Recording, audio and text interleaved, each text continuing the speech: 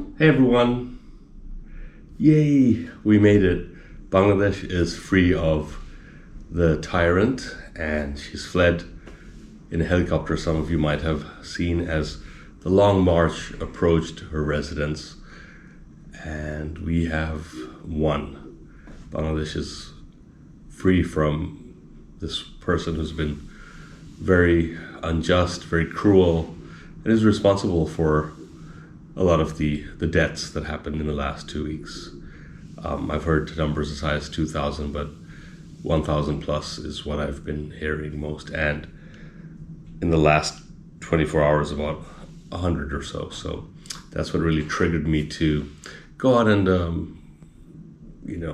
inform people and have a little peaceful protest, if you will, and a dissemination of information session, if you will, in Buenos Aires. And I was so happy that I did that.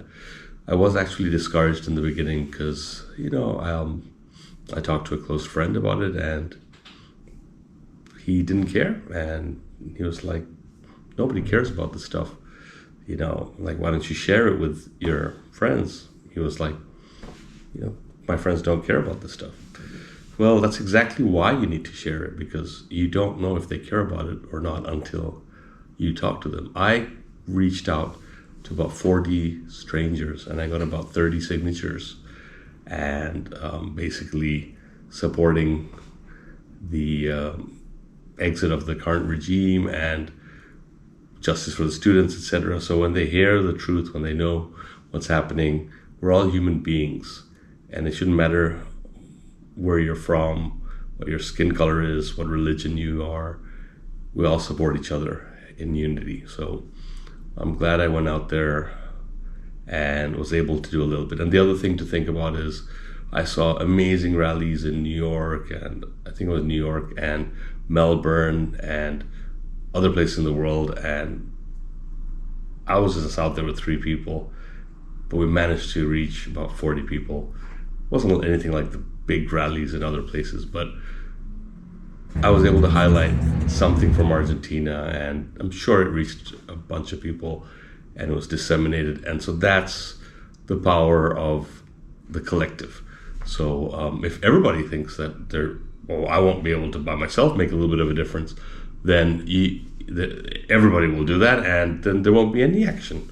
But collectively, even if you make a little bit of an effort, I think it will help. And kudos to the students for not giving up and just keeping at it. And it's tragic loss of lives. And so I think we should take a moment just to recognize all the people who fell, who died, who passed, including little kids.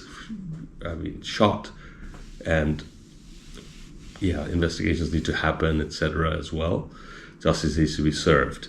But here we are. Let's hope for the best. Things will be a little rocky, I'm sure. They're proposing an interim government, and so also be careful of the news media.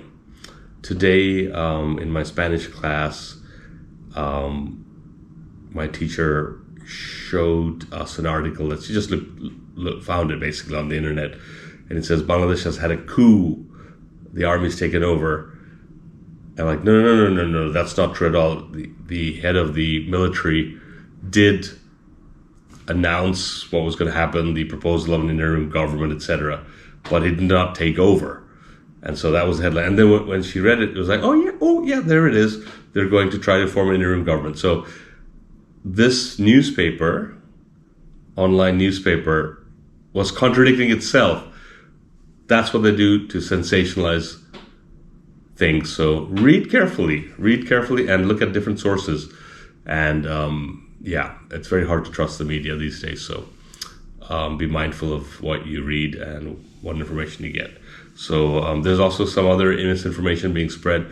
I won't talk about it right now. I want to see how far it goes. So then I will inform you. So have a wonderful evening. I am exhausted after all that last night's effort from all the students, and in this early morning I was following everything, and it was just wonderful to see the helicopter and the Prime Minister resigning, or I didn't see her resign, but that she already resigned and she was out.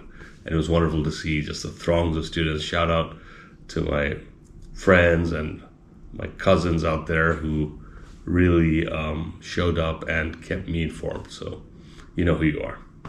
All right. Peace out. Till tomorrow.